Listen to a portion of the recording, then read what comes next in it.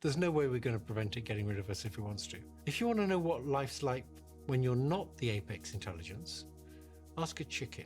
In this video, I'll show you 4 instances, 4 real-life cases where AI showed us that it can discriminate based on race, gender, and possibly even based on a person's sexuality. And most of these instances happened in a workplace, and one of them happened in a courtroom when it comes to the justice system.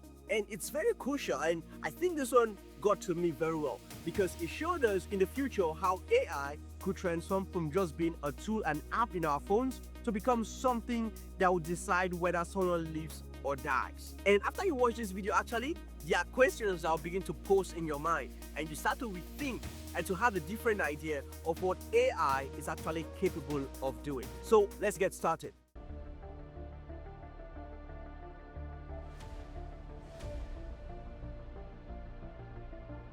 Amazon came up with an idea, and that idea was to create a software, an AI software, and that software will literally go through thousands of candidates, of applicants applying for a job in Amazon and try to notice successful patterns and recommend the best new talent. That was the idea. So they fed it with millions of historical data sets to try to come up with an objective view of decision-making process. So its goal was to be neutral, free from any human biases or sentiment. And so while this AI was put to the test, they noticed something very interesting. They noticed that the AI preferred male candidates over female candidates. The AI actually discriminated based on gender. So when it was going to the resume of a male candidate, it recommended it more times than when it was going to the resume of female candidates. And why was this? The AI discriminated based on gender. And that was a shocking revelation to the software engineers, because here they thought they have created a machine that was objective, that was unbiased, but somehow this AI was preferring male candidate over female candidate. It's because the data set the AI has been trained upon, that data set in of itself was biased. The data set relied on years in an era where the industry, the company, was male dominated. Does that make sense?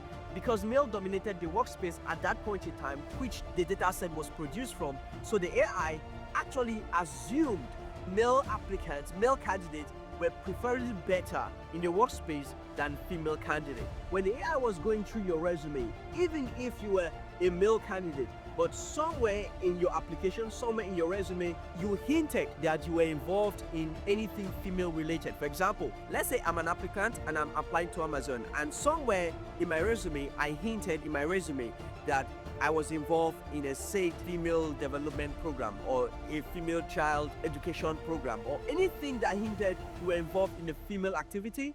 That reduced your point, because it believed overall that being involved in a female program made you less capable of filling a particular role in the workspace. And really, this is immoral, this is wrong.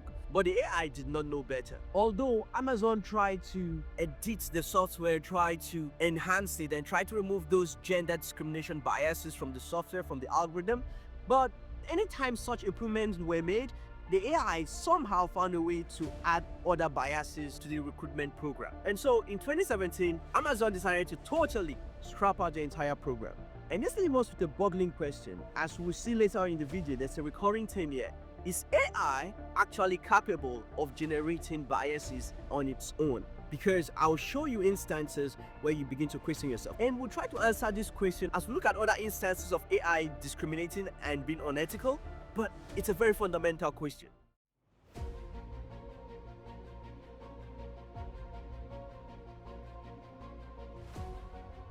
Now, let's go 1 year further.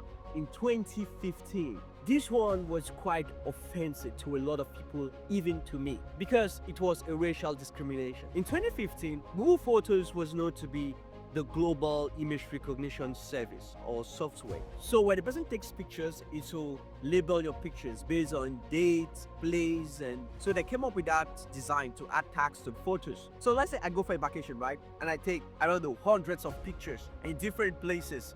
And I come back and I tell my friends, look, I went to this vacation, and I want to pull up a particular photo. I want to show them a particular photo. To save time, Google had an idea to come up with a tag where you tag your photos, you just search based on the things in the photos. So they had an AI that could recognize people, places, things, pets, all this kind of stuff. What they noticed was this AI was flawed, and it made a very crucial unethical error. And the error was that it labeled black people as gorillas. So in several cases, in several locations in 2015, when people search for gorillas in their Google Photos tag, the pictures of people that showed up was black people. So it labeled black people as gorillas. This was a very insensitive mistake, and they noticed that this was not a technical issue, it was more of a preparation failure. So in other words, there was an underrepresentation of data when training this AI model. What it means is the developers failed to train the AI model vision specifically when categorizing people faces, especially people with darker skin tones. Although Google tried to fix the problem, they even made a public apology for this, but both the solution and the apology was very messy. So that's one way AI actually exhibited an unethical behavior in society.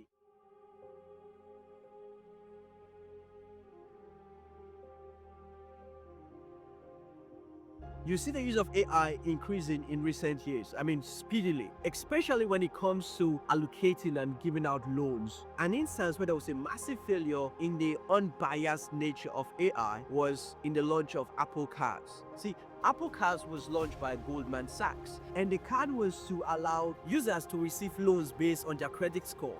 But they found out that the AI responsible for granting loans and calibrating a person's credit score was completely flawed. Once and again, the AI was gender biased. It favored male users over female users. Reports then surfaced that the AI system was granting male users 20 times more credit score than the female users. And this was also brought to light by a notable entrepreneur who pointed this out.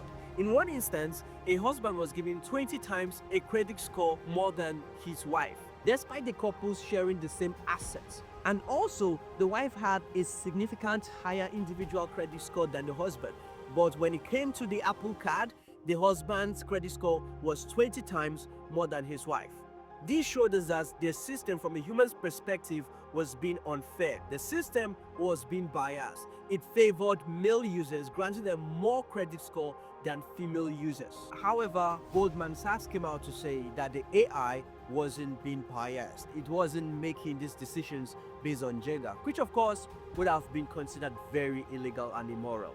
Rather, they explained that the AI, in order to predict financial risks, was basing those decisions based on other factors that had nothing to do with gender. I'm talking about how a person was being employed, spending from a joint account, and consumption habits, and other natural factors, of course.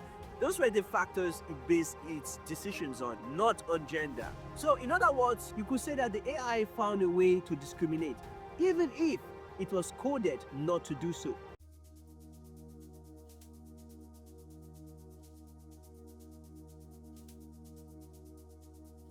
And this one involves life or death. Like literally.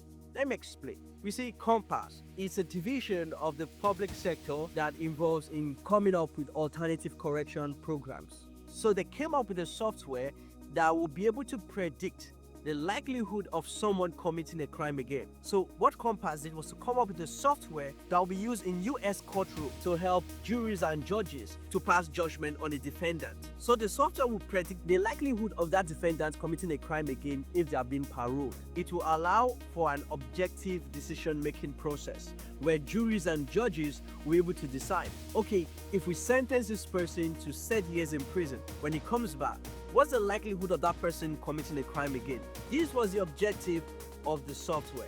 But in 2016, things took a different turn altogether. They found out that the COMPAS software was racially discriminatory because it rendered black defenders twice the times as high risk compared to white defenders. In other words, it predicted twice as often that black defendants were more likely to commit a crime again than white defendants. Even if certain white defendants went back to commit a crime again, it actually labeled them as low risk compared to black defendants who never committed a crime again.